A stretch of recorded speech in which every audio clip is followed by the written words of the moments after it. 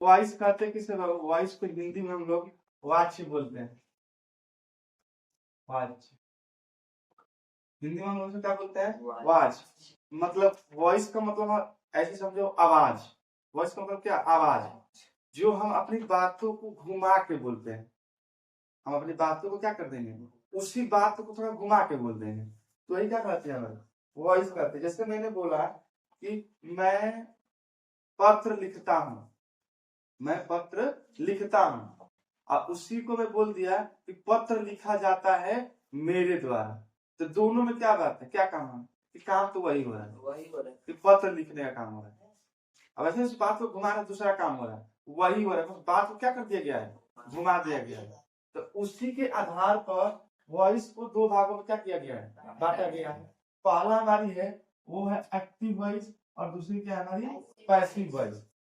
अब बता दो आप लोगों को एक्टिव वॉइस किससे कहते हैं? ध्यान देखना। तो एक्टिव वॉइस में ना सब्जेक्ट हमारा मेन होता है। अगर मैं बोलूं इसका, तो सबसे ज्यादा सब्जेक्ट इसमें क्या होती है? हमारी मेन होती है। सब्जेक्ट पता है ना आप लोगों को? सब्जेक्ट आप लोग सभी लोगों को पता है। सब्जेक्ट किससे कहते हैं? तो जो उस वाक्य में जो भी सेंटेंस दिया रहता है, उस वाक्य में जो व्यक्ति उस काम को करता है, उसी को हम सब्जेक्ट बोलते हैं। तो इस वॉइस के अंदर जो सब्जेक्ट मेन होता है, क्या कहते हैं? सब्जेक्ट यानी कर्ता मेन होता है, उसको हम एक्टिव वॉइस कहते हैं। अब एग्जाम्पल डिफिनेशन समझिए, लिखा है यहाँ पे, यदि किसी वाक्य का कर्ता क्रिया का संपादन करता है। कहने का अर्थ यह हुआ कि जो सब्जेक्ट कर्ता यानी होती है, क्रिया कर माने कर्ता क्रिया करेगी, माने करने वाला व्यक्ति उस काम को करेगा, उसी को हम लोग क्या बोलते हैं? एक्टिव वॉइस बोलते हैं। तो क्या बोलो, जैसे एग्जाम्पल से समझो। मैंने लिख दिया यू, तुम पत्र लिखते हो। मैंने लिख दिया यहाँ पे, तुम पत्र लिखते हो।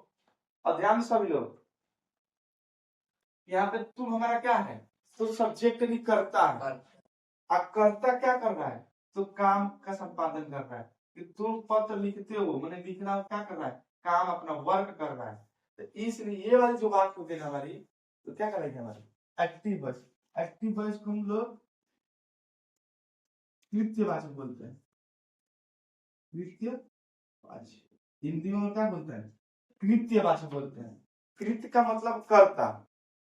देखो ध्यान से, कृत्य का मतलब क्या हो गया? नाम से सुनो, कृत्य यानी कर्ता। तो जिसमें कर्ता मेन हो, प्रमुख हो, जिसमें कर्ता मेन हो, प्रमुख होता है, उसे क्या बोलते हैं? Active voice. दूसरी होती है हमारी पैसिव वॉइस, किसे बोलते हैं? सही इसी इसको नहीं आता है।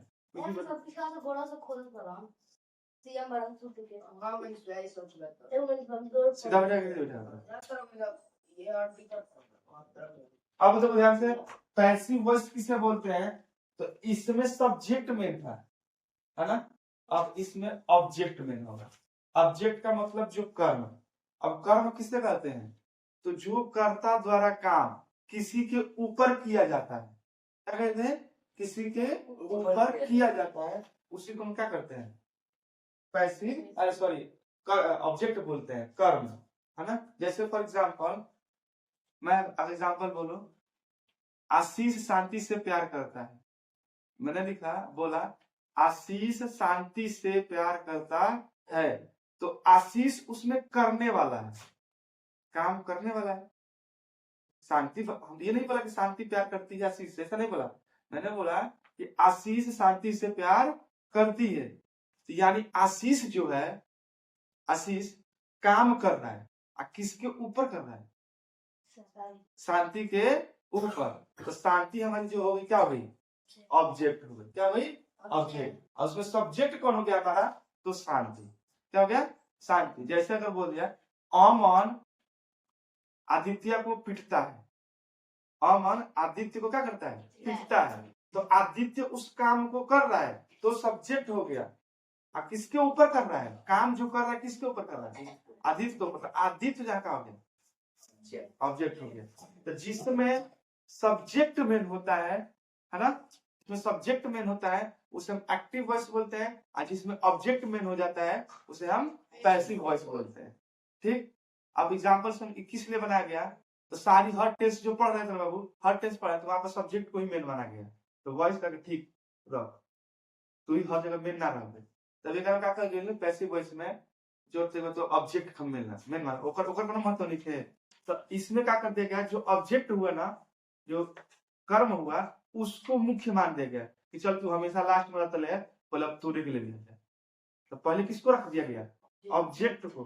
अब ऑब्जेक्ट के हिसाब से हम लोग क्या करते हैं उसमें हेल्पिंग वर्ब लगाते हैं, जो भी हमारी इज हमारे पास और जो लगता है। अब पहले तो सब्जेक्ट अनुसार लगाते थे एक्टिव वॉइस के अंदर, तो बोला कि नहीं भाई कुछ महत्व हम लोग किसको भी दें, तो ऑब्जेक्ट को भी दें, तो इसलिए इस वाले वाक्य में पैसिव वॉइस में किसको मुख्य माना गया, ऑब्जेक्ट को। अब इसमें हमारी ऑब्जेक्ट क्या हो जाएगी, मेन हो जाएगी। ठीक, एग्जांपल से समझते हैं। अब देखो यहाँ मैंने लिखा है तुम पत्र लिखते हो, मैंने लिखा तुम पत्र लिखते हो। अब पत्र में क्या है, ऑब्जेक्ट नहीं, कैसे है देखो, तुम काम कर रहा है, लिखने का काम कर रहा है, ये वर्ब हो गया, किसके ऊपर लिख रहा है, पत्र के ऊपर, तो पत्र क्या हो जाएगा मैडम, ऑब्जेक्ट हो जाएगा। तो इस ऑब्जेक्ट को पहले लिख लेते हैं, तो पत्र लिखा जाता है, लिखा जाता है तुम्हारे द्वारा, तुम्हारे द्वारा।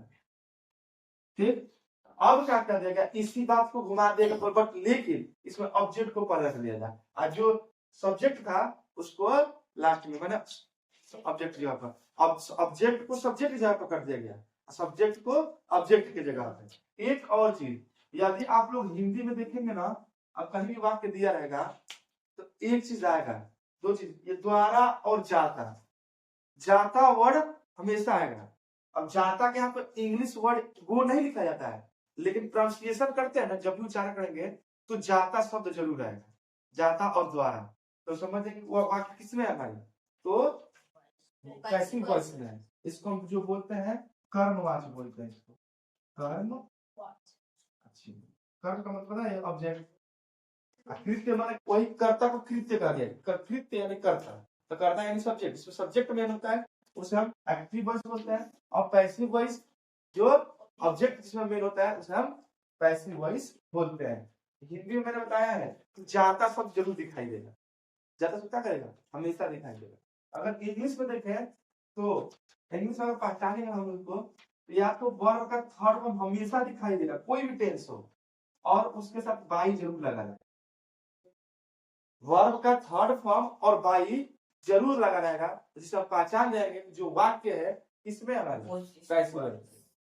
ठीक, अब पढ़ेंगे कि भैया इतनी दो सेंटेंसेस होती है ना, हम उसको कैसे याद करेंगे, तो देखो यहाँ पे इसको हमें पढ़ना ही नहीं है, क्योंकि हम ऑलरेडी इसको क्या कर चुके हैं, पढ़ चुके हैं। कैसे, तो जितनी भी टेंसें होती है उन सभी टेंसों में कौन इंपॉर्टेंट होता है,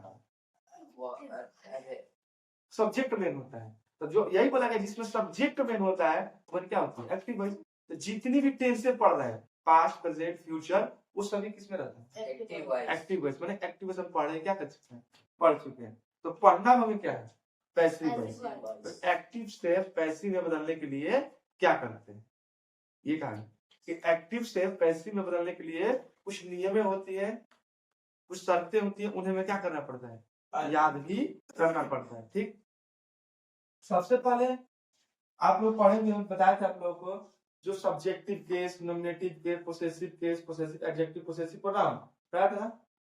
तो इसमें से जो मेन है मैं वही लिखा रहा हूं, जैसे मैं बोलूं सब्जेक्टिव, ये कारक है बाबू, कारक पढ़ो ना, सब्जेक्टिव और ऑब्जेक्टिव केस। हमें वॉइस पढ़ने से पहले इन चीजों को याद करना होता है। देखो ध्यान से, कुछ है उनको याद करना पड़ेगा। अगर ही है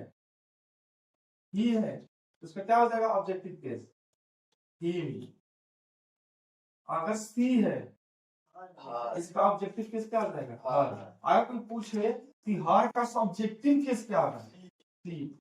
ही का सब्जेक्टिव केस क्या होगा, ही, है ना। यू का यू होता है। ईट का ईटे रहेगा, कोई चीज नहीं होता। दे का देम होता है। वी का ऑस। आई का मी। और नेम का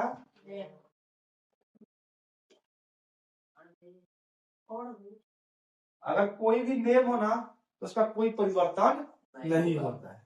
नेम जो होता है जैसा नेम रहेगा वैसे की वैसे कोई चीज उसमें नहीं की जाती है। ठीक, तो इसको मुझे क्या करना है, याद करना है। ठीक, तो इसको बिठा दो, लिखोगे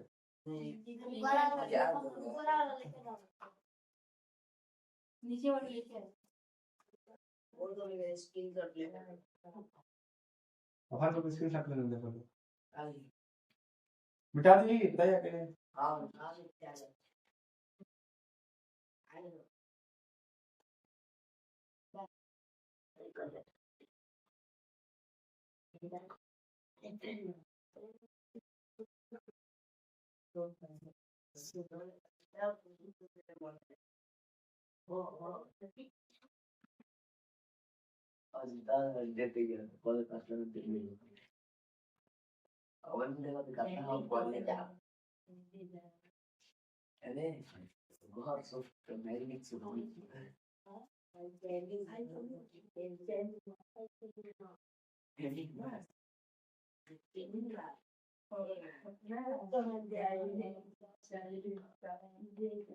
तो ये पहला टेंस पढ़ रहे हैं हम लोग।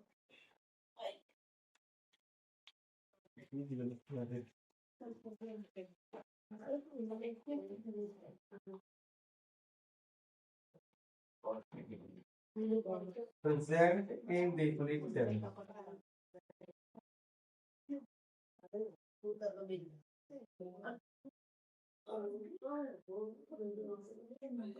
देखो ध्यान से,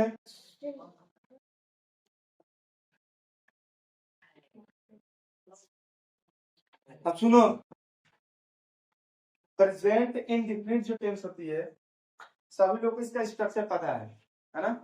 जैसे इस स्ट्रक्चर क्या होती है, अफर्मेटिव के लिए, अफर्मेटिव के लिए ठीक, अफर्मेटिव के लिए इसकी स्ट्रक्चर क्या होती है हमारी, तो सब्जेक्ट, उसके बाद वर्ब लगती है, वर्ब की फर्स्ट फॉर्म इसमें एस या एस ऐड करते हैं, उसके बाद ऑब्जेक्ट। अब देखो ये जो मैं स्ट्रक्चर लिखा हूं ना, जो यही मैं स्ट्रक्चर लिखा हूं यही हमारी एक्टिव वॉइस है।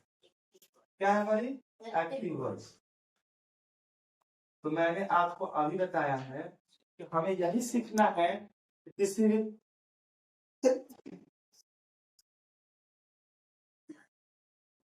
भी वॉइस को एक्टिव से पैसिव में कैसे बनाते हैं, सॉरी एक्टिव से पैसिव वॉइस में कैसे चेंज करेंगे, मुझे यही सीखना है कि एक्टिव वॉइस से पैसिव वॉइस में कैसे चेंज करते हैं। देखिए अगर एक्टिव वॉइस से पैसिव वॉइस में चेंज करना होता है ना, तो सबसे पहले इसमें सब्जेक्ट मेन होता है ना, तो हम उसमें क्या करते हैं, किसको मेन मानते हैं, ऑब्जेक्ट को। इसका अगर मैं पैसिव देखूं, पैसिव तो सबसे पहले ऑब्जेक्ट को उठाएंगे, ऑब्जेक्ट उठेगा, फिर ऑब्जेक्ट साथ क्या लगाएंगे, इज एम आर। फिर अब देखो ये इज एम आर जो हेल्पिंग वर्ब है ना, इतना ये हेल्पिंग वर्ब बोलते हैं, इसको सहायक क्रिया। तो जो हेल्पिंग वर्ब है ना वो किसके साथ लगेंगे, किसके अनुसार लगेंगे, ऑब्जेक्ट के अनुसार। ऑब्जेक्ट यदि सिंगुलर है तो इज लगाएंगे, प्लूरल है तो आर लगाएंगे, अगर पास्ट पार्टिसिपल में आई जाएगा तो क्या लगेगा, हम एम लगाएंगे। ठीक, अब उसके बाद मैं लगा यहाँ लिख दिया, अब पता है ना हम बोले कोई भी टेंस हो वर्ब का कौन सा फॉर्म, थर्ड फॉर्म, फिर उसके बाद बाई, फिर उसके बाद सब्जेक्ट।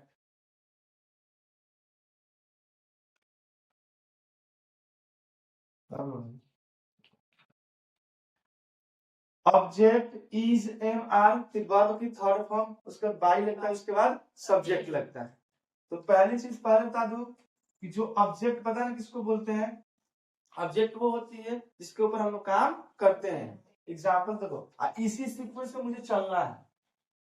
और आपको एक और ध्यान देना है कि टेंस को पहचानने आना चाहिए। यदि आप टेंस पहचान जाएंगे तो अभी एक एग्जैक्ट सूत्र लगाकर उसको सही बना सकते हैं। टेंस रहेगा कॉन्टिन्यूअस, आप समझ गए इंडेफिनिट लगा करें क्या हो जाएगा? गलत।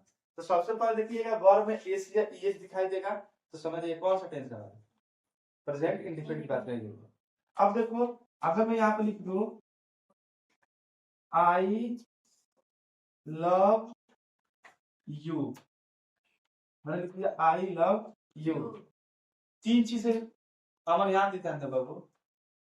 सबसे पहले ये वाली हमारी तो सब्जेक्ट हो गई, ये वाली हमारी वर्ब हो गई, और ये वाली हमारी ऑब्जेक्ट।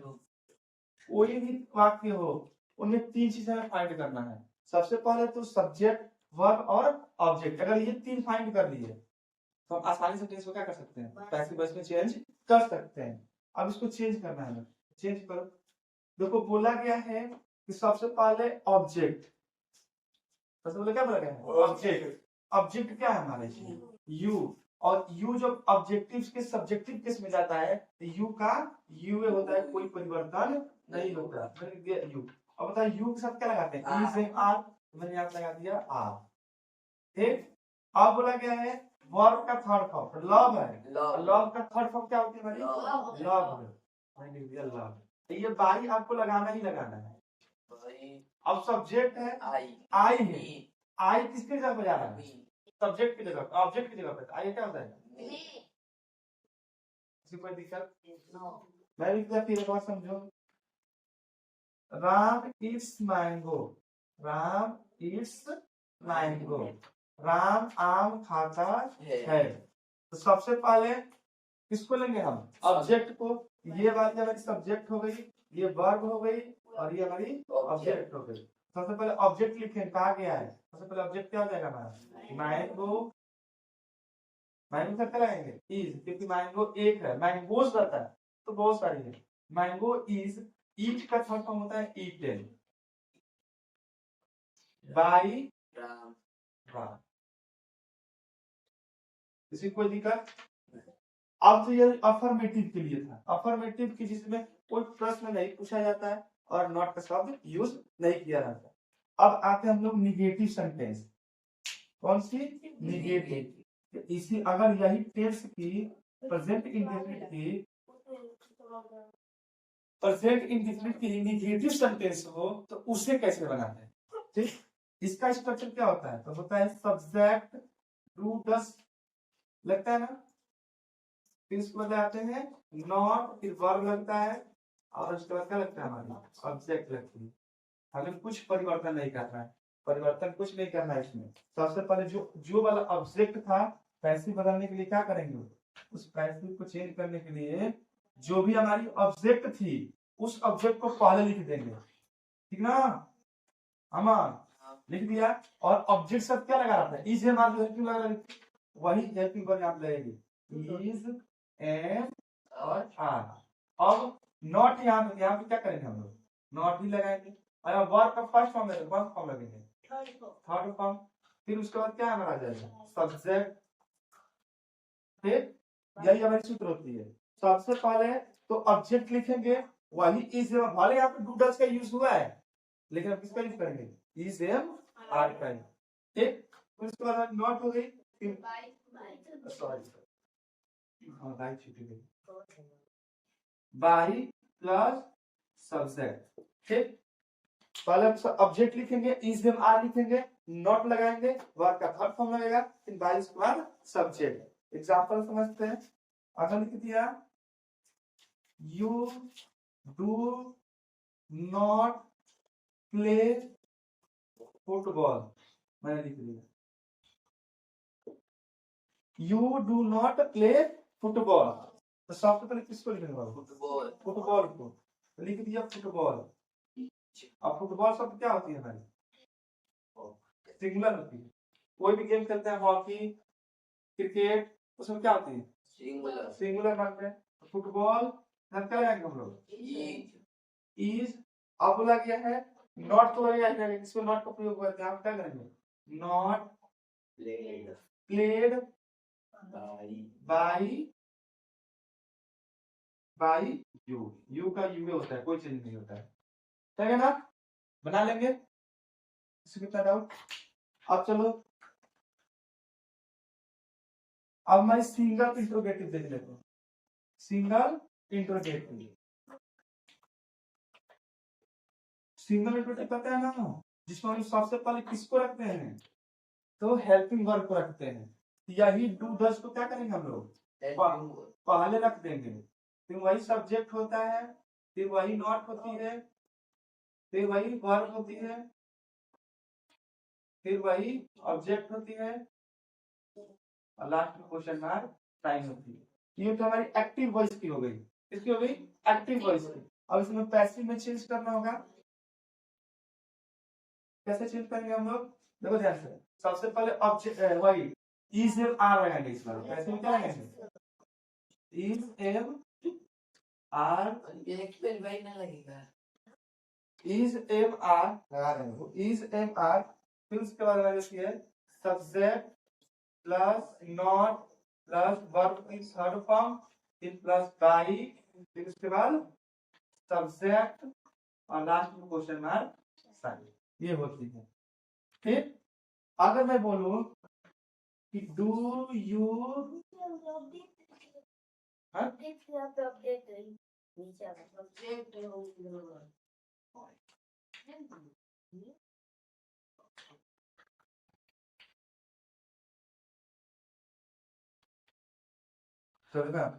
डू यू,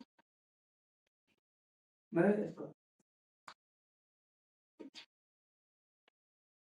लिखा डू यू लव मी, क्या तुम मुझसे प्यार करती हो, ऐसे में पूछ रहा। तो सबसे पहले डू यू नो मी, सबसे पहले किसको उठाएंगे हम लोग? ऑब्जेक्ट को।